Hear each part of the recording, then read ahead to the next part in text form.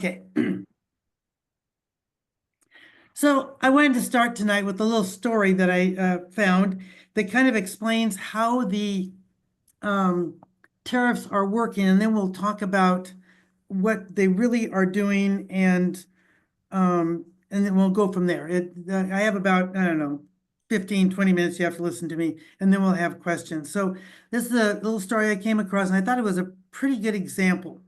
A wealthy Cadillac dealer ordered a pizza for his family every Friday night. His family loved the pizza from this particular restaurant because it was the best tasting pizza, and the Cadillac dealer liked the price. He had even developed a friendship with the pizza delivery boy who cycles his bicycle several miles to bring them their pizza. One day, the Cadillac dealer is doing his accounts and has a thought. Over the years, I've given the delivery boy thousands of dollars, yet never once has he bought a Cadillac Escalade from me. How is that fair? This guy is ripping me off. The more he thinks about it, the more angry he becomes. I'm running a massive trade deficit with this kid on the bicycle. He is deliberately not buying my cars to screw me over. I'm a Cadillac dealer, and he's a punky kid on a bike. I hold all the cards. I'm going to put a stop to this. So the following Friday night, he confronts the delivery boy. You have been robbing me for years. I'm subsidizing your business with thousands of dollars, and you have never bought an Escalade. So I'm going to impose a 50% surcharge on every pizza you deliver to this house, and there's nothing you can do about it. The pizza delivery boy looked confused. I'm sorry, but I couldn't afford to buy or run a Cadillac Escalade, even if I needed one, which I don't. I don't care, says the Cadillac dealer. It's not fair me subsidizing you thousands of dollars. Why should I be paying you these subsidies? Because you like my pizza and that's what it costs? That's not a subsidy, it's called trade, answered the delivery boy. Well, it's not trade if you refuse to buy a Cadillac. So I'm going to charge 50% on top of the price of the pizza so I can get some payback. So who are you going to charge? My family. How's that going to work? They're going to be livid. They're going to be so angry that their pizza costs 50% more that they'll stop buying pizza and they'll start making their own pizza and you'll go bust. Can they make pizza this good? Do they even want to? That's not the point. And how many Cadillacs will you have to and how many more Cadillacs will you sell if I go bust? Who cares? At least you won't be ripping me off delivering pizza. Okay, here's your pizza. Keep the tip. It's been nice doing business with you. And I think that kind of sums up what's happening in the world. That most countries are saying, we don't really need you or your products. It's been a nice relationship, but bye. So the general purpose of a tariff is to level the playing field, but it doesn't have to be cash or even touch the trade imbalance. So we don't really lack manufacturing in this country. We could, without a tariff, we could put people to work manufacturing. We have manufacturing in this country, but it's done by robots. Right. I mean, we could get rid of the robots and we could have people get out there with their little welders and weld the car frames together or the plane frames together, and maybe then the door plugs wouldn't fall out, but that's something else. And but we could do that. We could have the computers stop moving the containers on the docks, and people could get out there and run their little carts around and move those containers. We could get rid of our computers and people could go back to typewriters and they could take the paper out of the typewriter and somebody could Xerox it, or they could have carbon paper, for those of you who know what carbon paper is, in their typewriter, and they could have a copy. Not anything about But that. why would we want to do that? What's the purpose? Forcing or trying to force companies to build plants that are going to take 3 to 8 years to build, so that we can put people to work in good, in quotes, paying union jobs, paying $20 to $40 an hour, when we're now paying somebody in a foreign country $5 an hour to do the same work. And we could then increase the cost of every product that we make proudly with our union jobs by 4 to 8 times. And then nobody could afford to buy them because they would be too expensive. I think there maybe is something else going on that is not just about trade and dollars. So you'll notice that ever since the current administration came into office, they have been talking about one thing in the background. Well, maybe 2 or 3 things, but they've come up several times. And that is when we offered to, in quotes again, help Ukraine. What were we doing? What did we say? We said, we will help you negotiate with Putin if you will let us have 50% of your rare earth minerals. We don't have a lot of those in this country. They're very important. When we said we're going to take Greenland by force or by not, what does Greenland have? Greenland has rare earth minerals.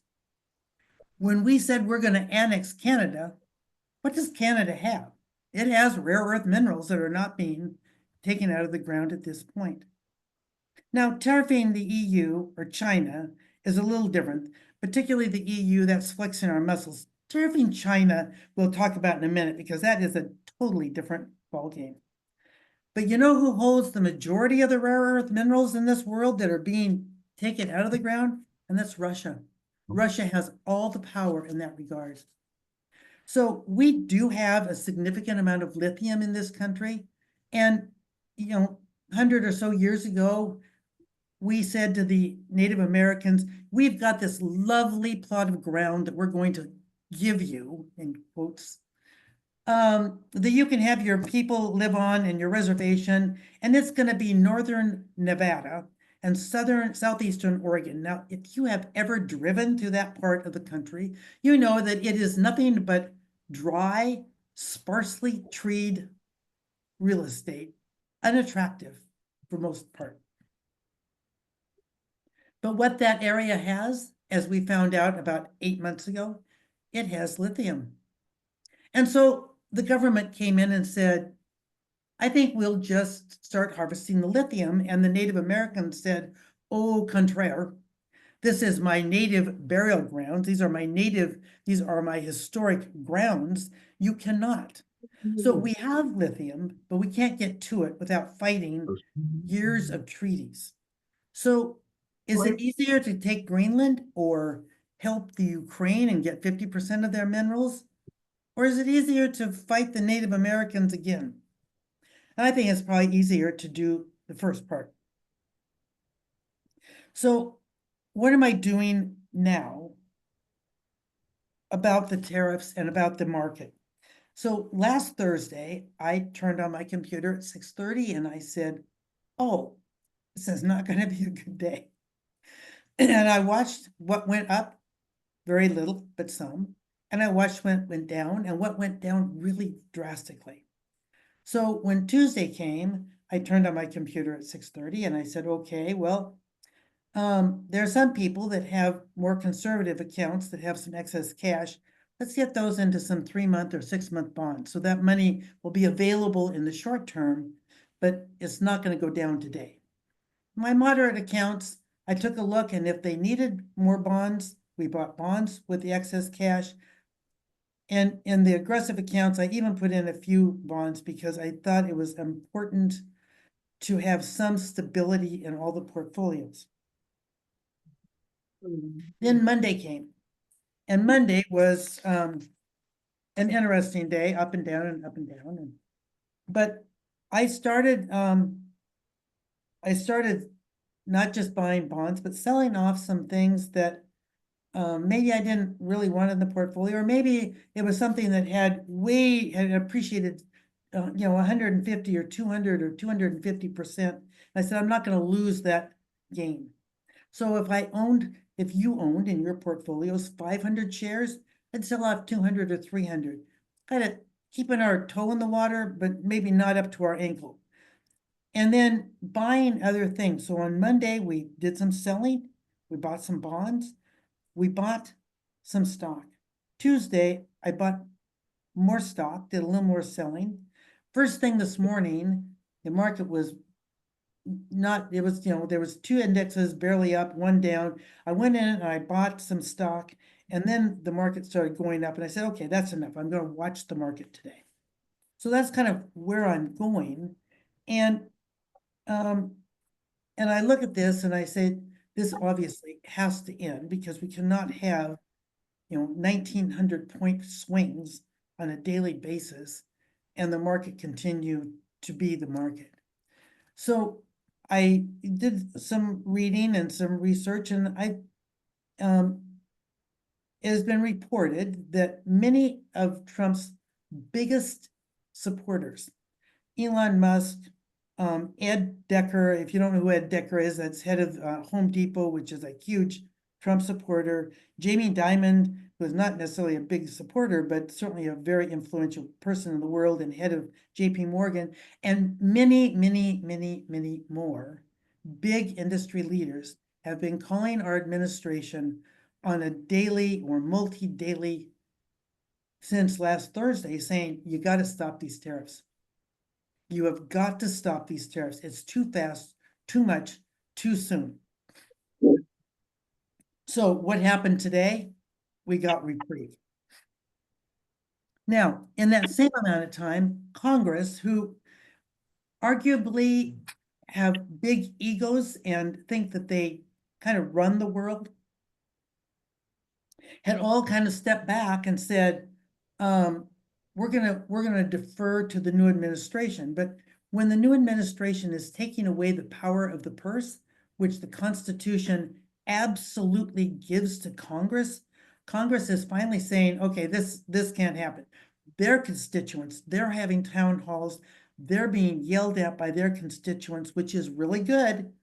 Nonviolent, firm resistance. And they have written and are in discussion about a bill that will make it so that the executive branch cannot put in tariffs without the Congress saying it's okay. They can suggest a tariff to Congress. Congress has 60 days of which to approve. If they don't approve it, it goes into effect. If they come back and say no, then they cannot, the executive branch cannot put it in. Now, so far, this looks like it would pass, but it would probably get vetoed.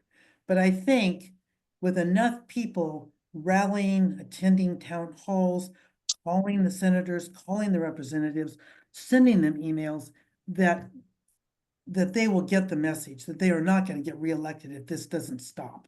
So that's our part. That's our part of this, is being loud, being vocal, being insistent, being nonviolent. You don't call up your senator and scream and swear. And truly, you don't get a hold of the senator anyway. You get a hold of his minion, who doesn't deserve to be screamed and sworn at. Maybe the senator does, but the minion doesn't. So, but we need to do that. And if we don't do it, then shame on us. Shame on us for letting this happen. Shame on us for not letting our Congress know what we want and forcing them to do that. Now, the other part of this, of course, is the judicial branch. And if there is any people in the face of the earth that has more ego than Congress, it's our Supreme Court. Those justices think they walk on water and they never get wet. And even they are getting tired of having their lower court orders totally ignored, totally not even acknowledged. So I think that we will find that our justice system will be stepping in very firmly to help stop all of this. Now, part of knowing that being vocal really works is you take Tesla, whose shares were selling at $438 a share just about a month ago, and they're now about, well, after today they went up a bit, but they were about $238 a share. Tesla's on the verge of going bankrupt because people are refusing to buy their vehicles. they're dumping their vehicles, they're giving them away because they don't want to have them, they don't want the embarrassment of driving them. And Elon Musk is having to step out of the executive office because his businesses are gonna go broke, and they may anyway, not all of them, but certainly Tesla is at risk of that. So it may not be just about tariffs and trade imbalances. It may not be just about rare earth minerals. So what else does our administration want that they could be putting a lot of pressure on to get? Certainly the rare earth minerals are part of it, but we know that our administration wants to claim and develop the Gaza Strip into a multi-billion-dollar resort.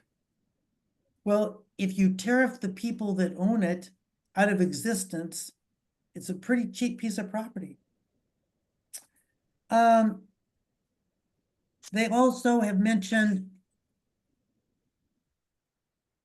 TikTok.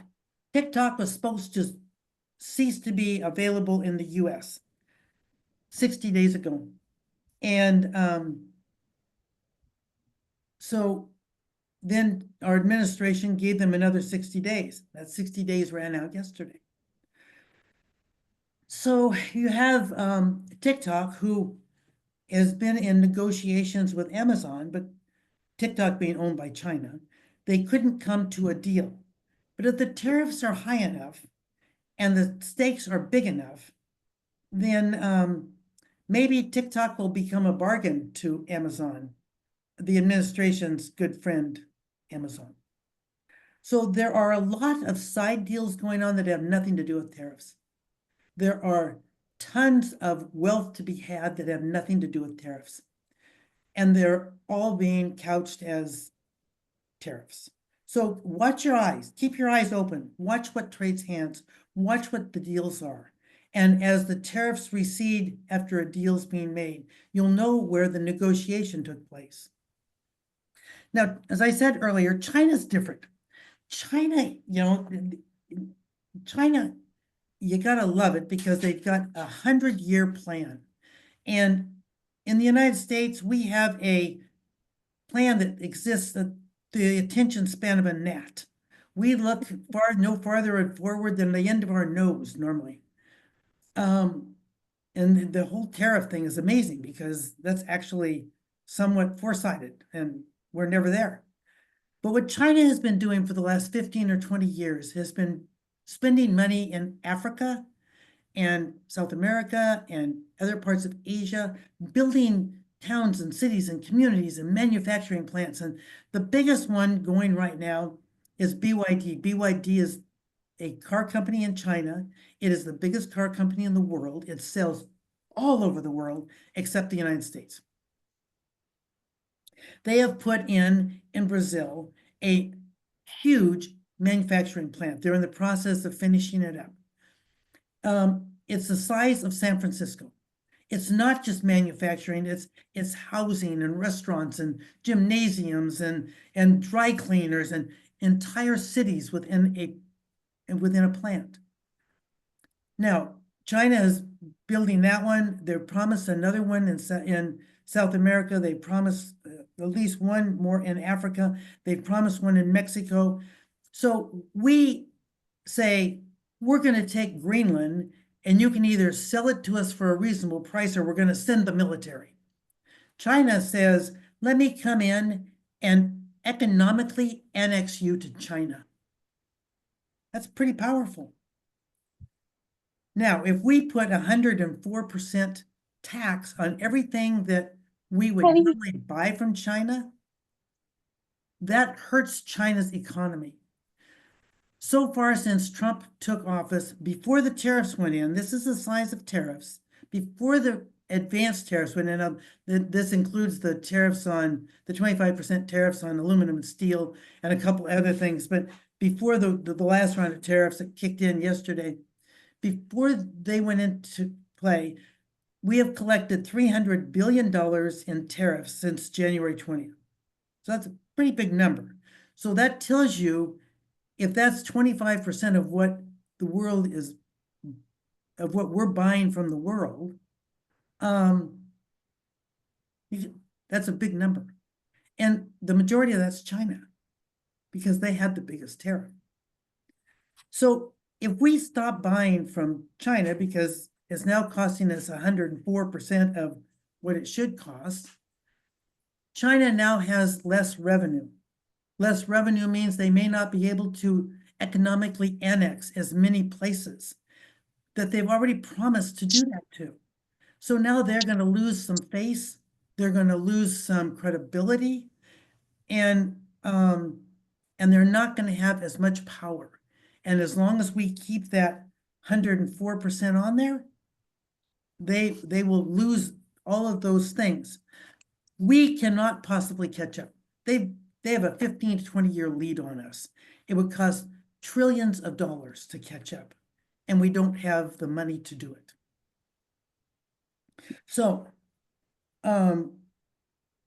as we see these deals made, as I said, some tariffs will come off, some may increase because the country isn't complying, but eventually we'll see that back off from every place but China. And I think China, we may see it back off a little if TikTok gets sold, but I think that we're probably in a position where they're going to be really hammered for a long time. Now, what can we do? What can we do besides being vocal?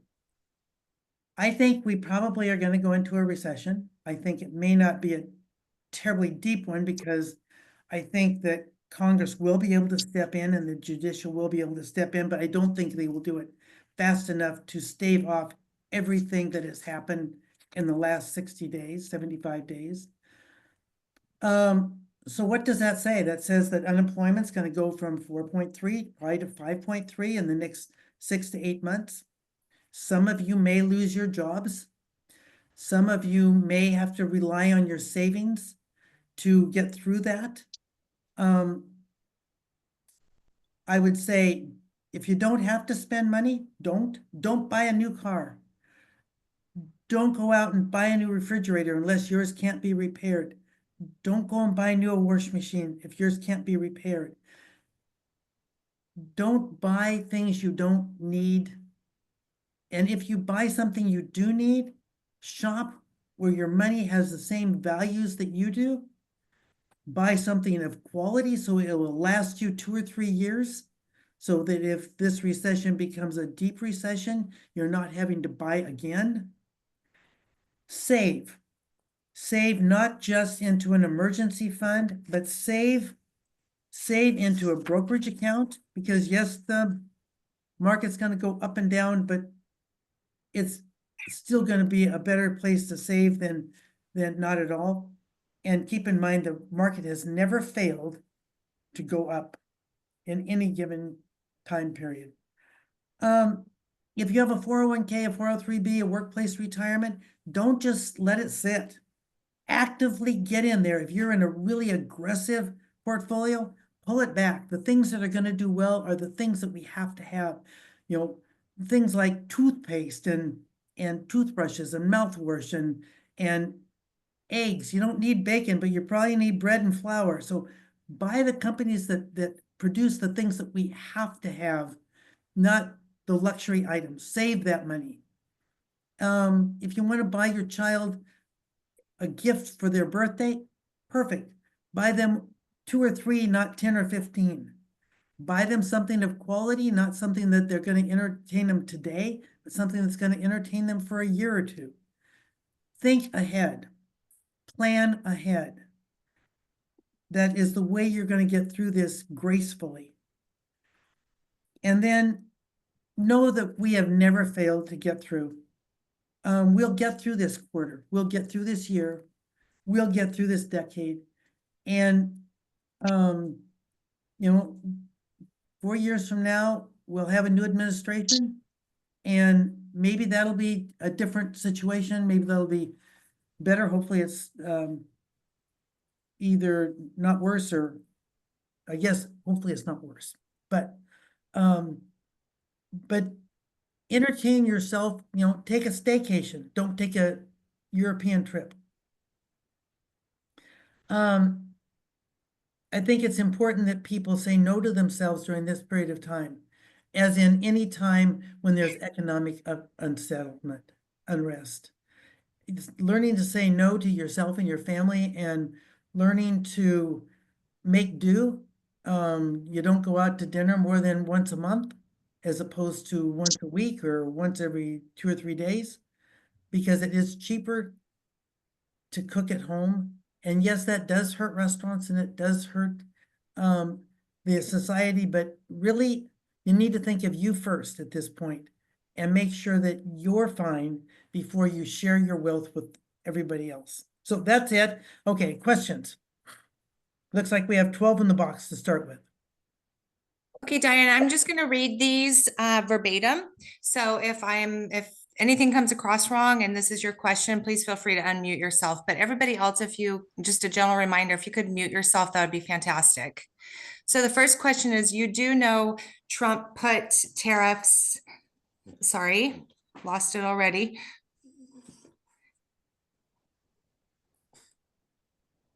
Oh, somebody recalled it. Oh, Okay, my apologies. What will make the market stabilize at least in the next 3.5 years? Congress. Congress has the power to make the market stabilize. Congress has, and the courts have the power to stop the gutting of our agencies. Yes, I fully agree that some people probably needed to be fired, not 10 or 15% of an agency. Congress stepping up and doing their job will stabilize the markets. If Congress passes the bill, and I don't, somebody wanted to know if I knew the name of the bill. I don't offhand, I will get it for you.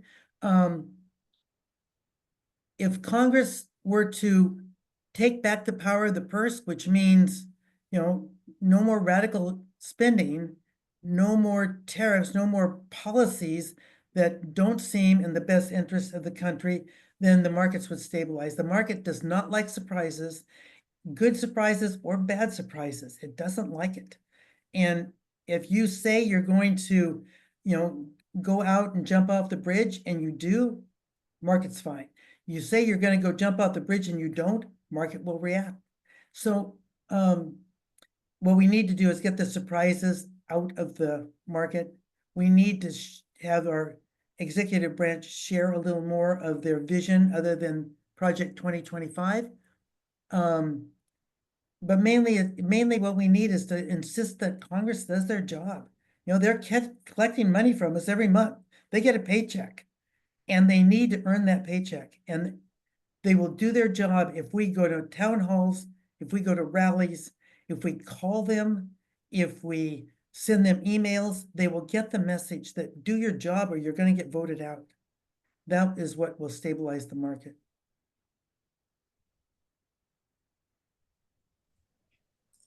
There are no other questions in the chat box except for the one about what the name of the bill that we should be writing and calling to support.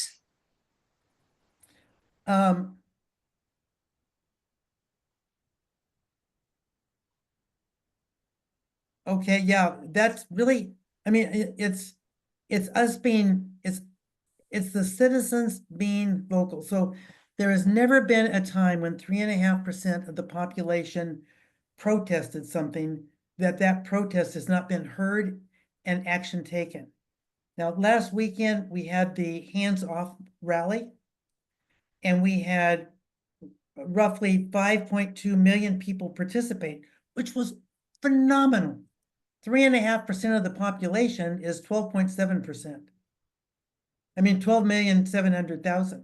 So we aren't even halfway there. So people have to get out. They have to get out of their chair, away from their television, not use the excuse of mowing the lawn or going to their child's baseball game, because this is more important to their child's future than mom and dad watching baseball. Everybody that you know needs to be told to get out and attend the next rally. The next rally is April 19th. And so all you have to do to find out about that rally is simply go online and Google rally on April 19th. and you can get a list of every place that's having a rally in your area. Now, there are thousands of places that had rallies. I mean, you could, within a 20-minute drive, you could attend any one of them. Everybody that's on the screen. And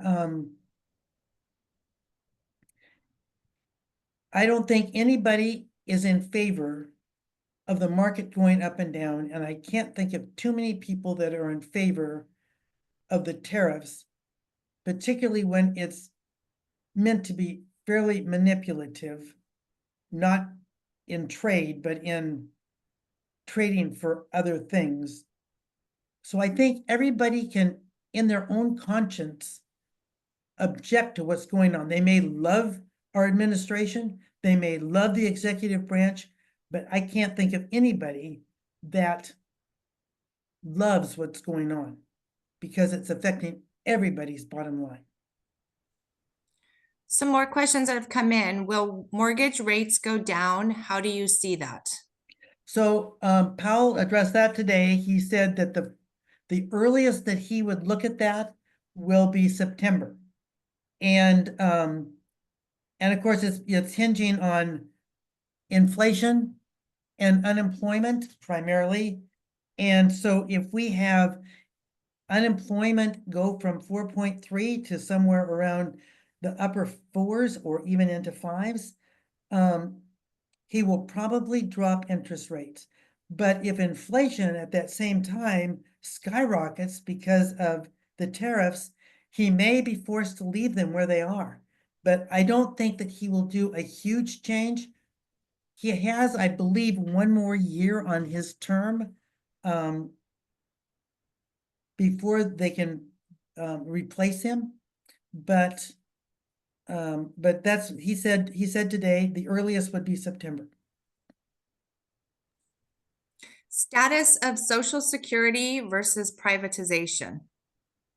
So yeah, there is a big push to privatize, but this is not the first time they've had that push. It's maybe the third or fourth time in the last 20 years. You know, the concept of privatizing is lovely. You know, certainly companies like mine would be big winners because people would take their Social Security, they would invest it, and you know, they're probably going to use a professional manager, and so companies like mine are big winners. The problem is that there's a couple of problems. You take somebody that's my age, I'm 76. My life expectancy, according to the IRS tables, I'm going to keel over dead by the time I'm 84. So they would take the present value of the income stream that they expect me to get over the next 8 years, and that's what I would get. But my dad lived to be 99. I have every reason to believe that I will live a long life. All of my aunts and uncles lived to be into their 90s. So I would run out of money based on that chart, you know, relatively good 10 to 15 years before my life ended.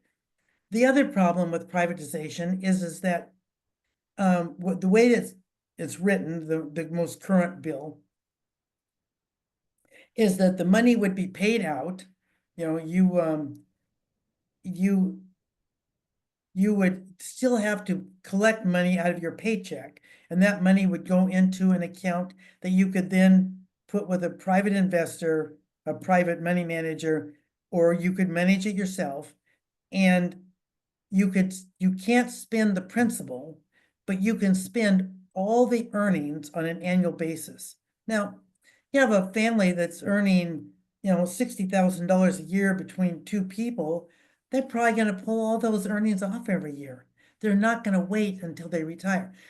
The other bad thing is that the employee mandatorily has to pay into this system.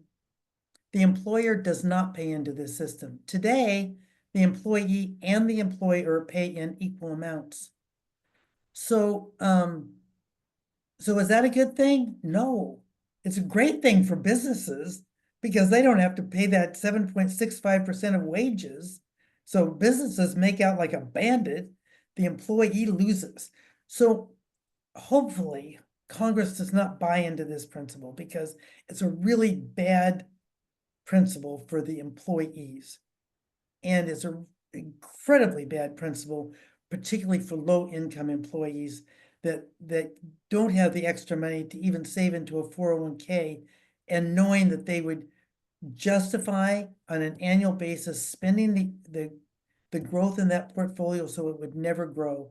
And when they got to be 70 or 72, they would have very little savings of which to live out the rest of their life.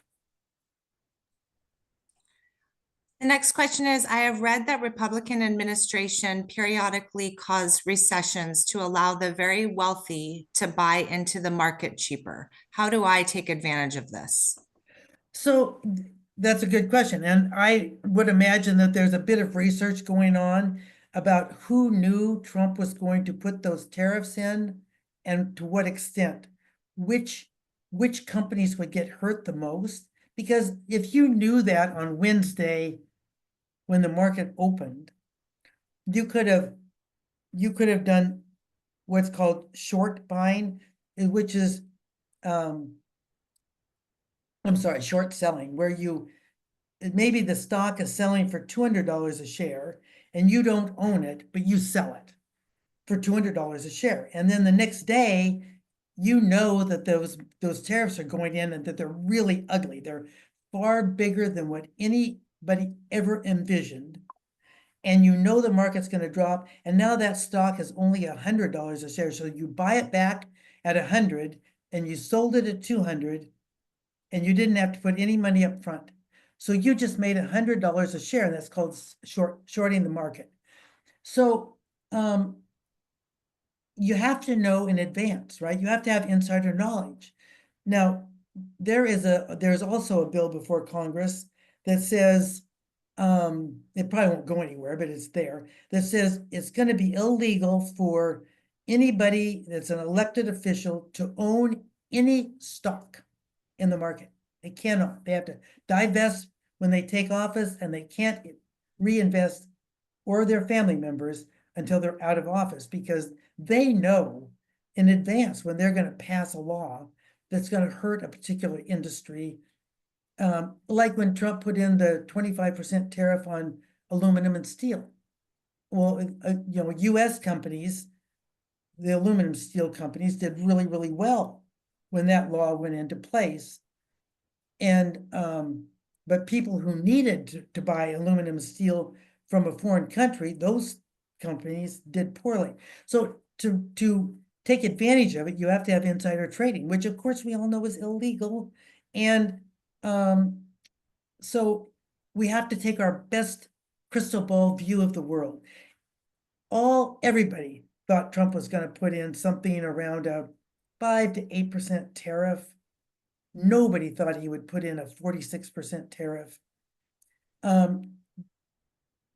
Myanmar had that horrible, earthquake, 7.9% earthquake, and they're in the middle of a civil war.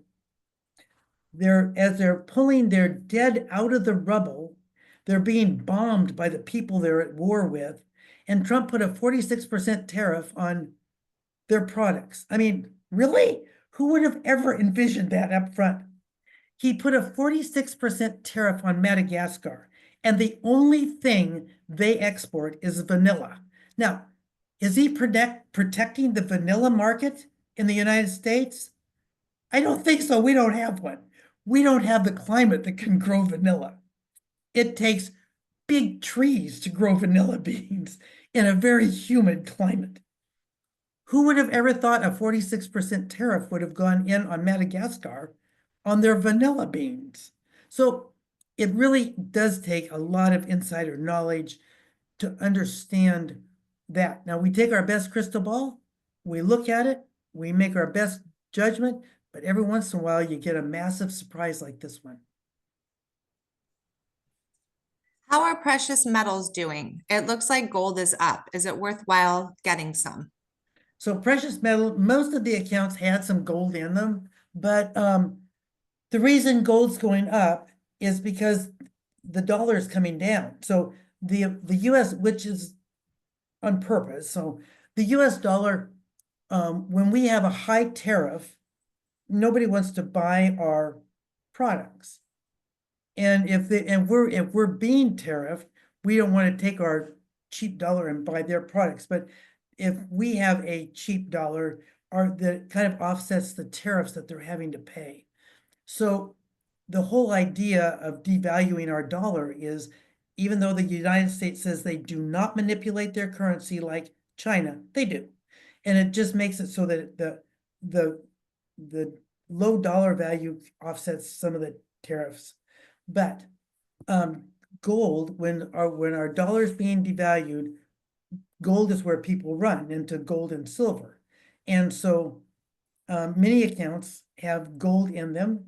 Gold is probably as high as I can remember it in the last 20 years.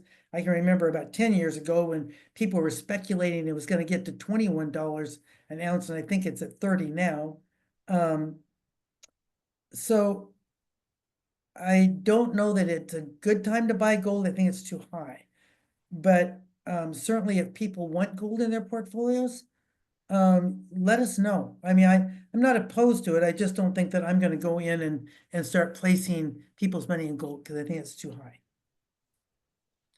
With regards to your advice to save, including into a brokerage account, what sector should we target and the ones we should avoid?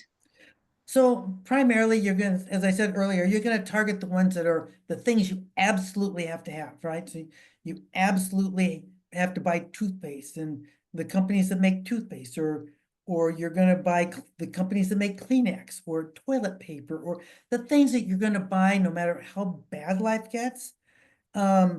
The things that people went out and stockpiled when COVID hit and cleared the shelves off of. Those are the things that people consider important. Those companies are going to do well even in bad times. Because of who's in the administration, normally I would say medical would do fairly well. Not necessarily pharmaceuticals, but medical equipment. So there are some medical equipment that hospitals have to have no matter what. And so those companies, I think, will probably do fairly well. Not pharmaceuticals. I think that with the head of health, I don't think pharmaceuticals are going to be a big deal. Typically, you're going to have, I would say normally industrials do well in a tough time, but not now because so much of our industrials are imported, or at least parts are. So that's kind of off the table. Basic materials, I would say to a small extent should do well. I wouldn't go out and buy a lot, but to some, cement or things of that nature, that cities and counties and states are gonna buy because they have to fix their roads, so asphalt, cement, are the ones that are probably gonna do, and the things that people will buy because you're sitting home, you're not gonna go to a movie and pay $20 for a ticket. So maybe you're gonna buy something that's gonna entertain you at home. So, and those stocks are called typically communication stocks. So, the things that people can buy on a subscription, that is gonna entertain them and not cost a lot of money. Those are the areas where I think that you would overvalue. You're gonna diversify through most everything, but those are the ones you're gonna overweight. At least those are the ones I'm gonna overweight, so. I hope I asked this one correctly. If it needs more clarification, feel free to unmute yourself. But the next question was, I assume we want to invest gradually a certain amount a week rather than a lump sum now. Is that correct? No, I typically do not do dollar cost averaging. If I think a stock is worth it, I'm gonna go and buy it.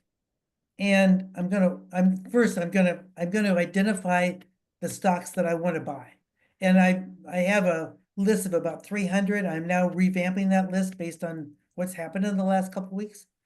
And then I'm gonna buy it. I'm not gonna worry about dollar cost averaging because if you have a day like today, so I bought a new stock that I've been watching for a few weeks. But it fits the criteria of hedging against the tariffs. So I bought that stock, and it's an expensive stock.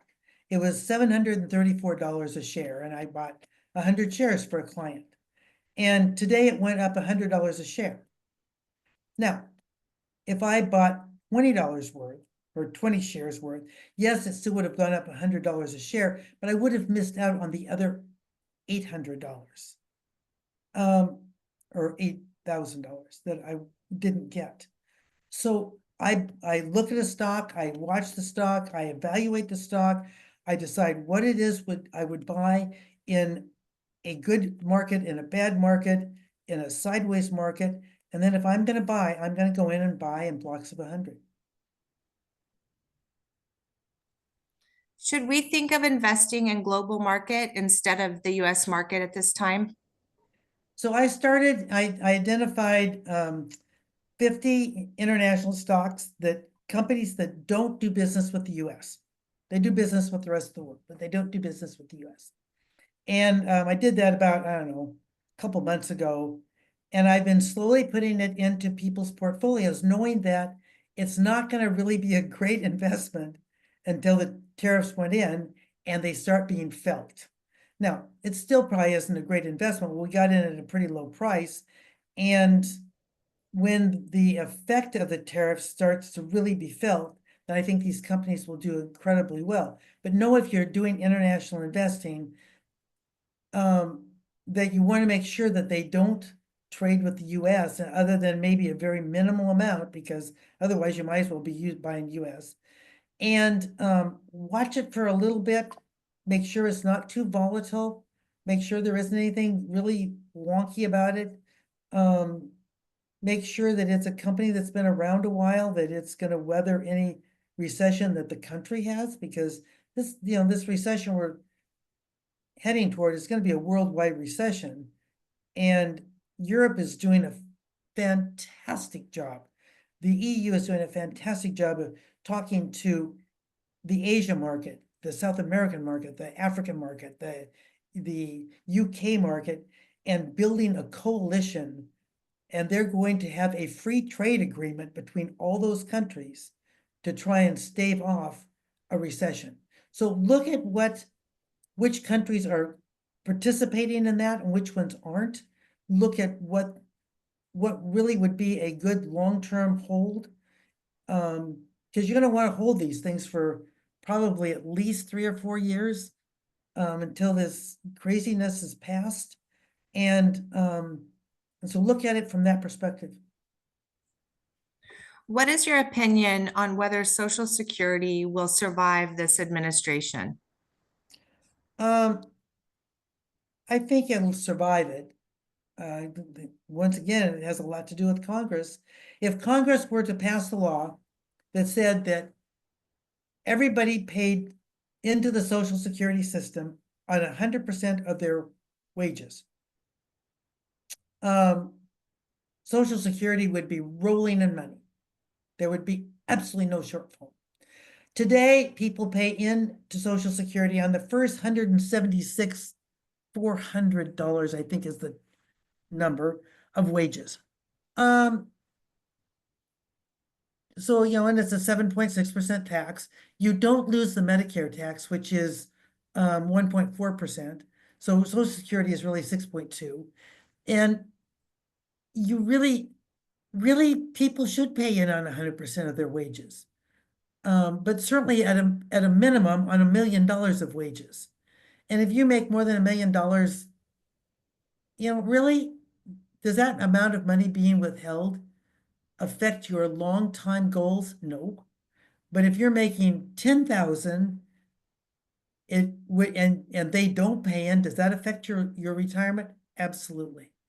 So if we want to make America a bit fairer in taking care of not just the wealthy, but the poorest among us, we really do need to have no cap on Social Security. Now, Congress can do that. Congress could absolutely put that in.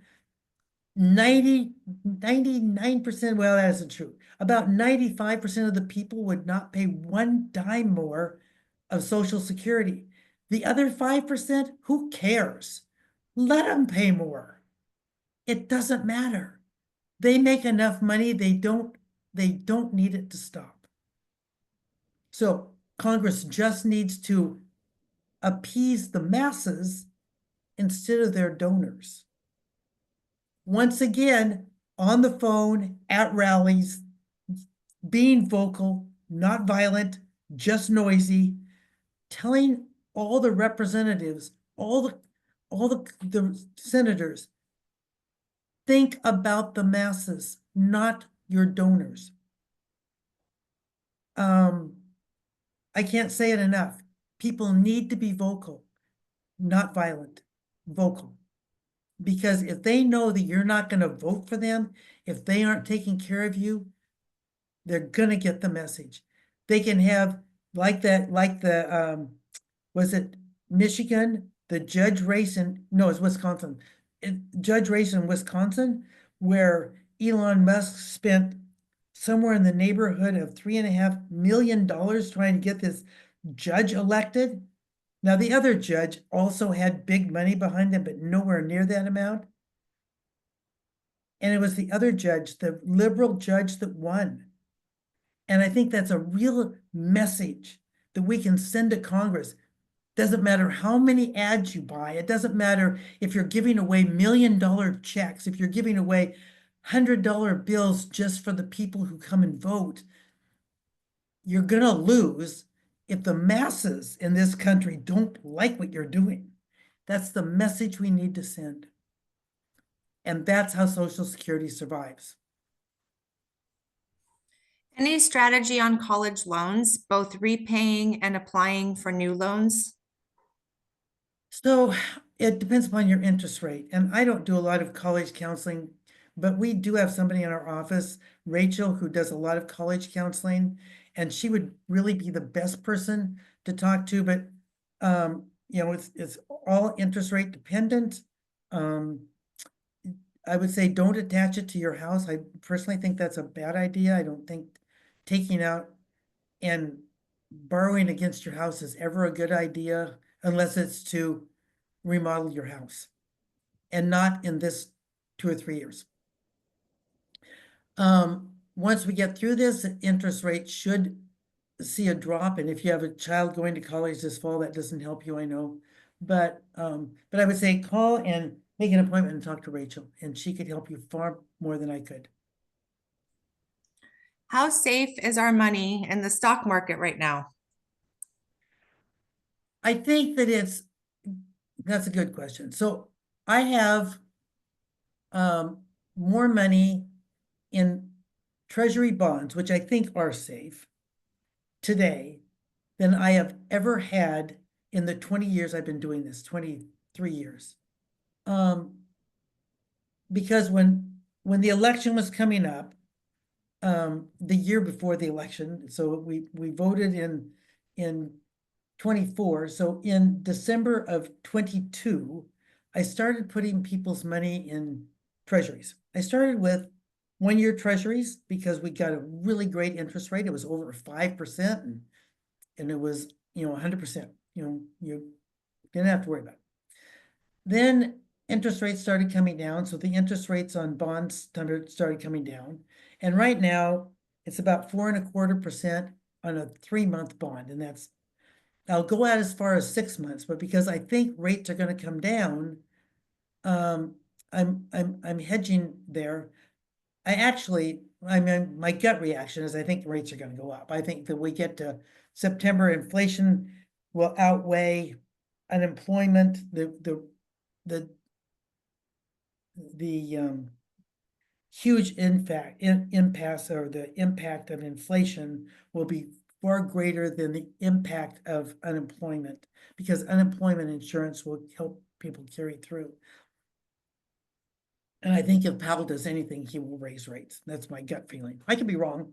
It's happened before. Way too often, I think, probably. But I think the money that's in the stock market, if I'm worried about an asset,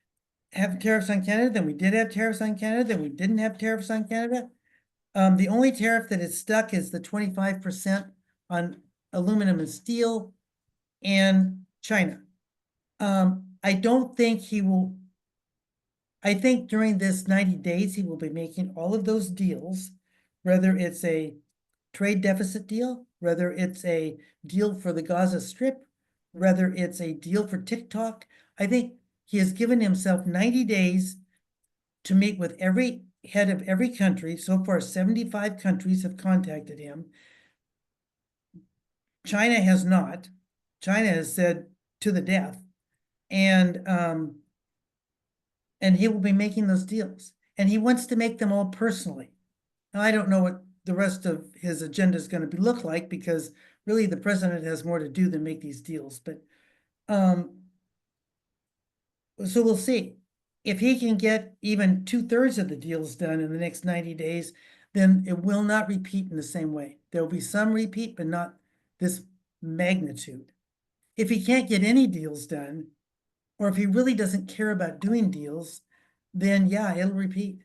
But if we don't see deals being done over the course of the next 90 days, if he actually gives us 90 days, we will definitely be rearranging those portfolios.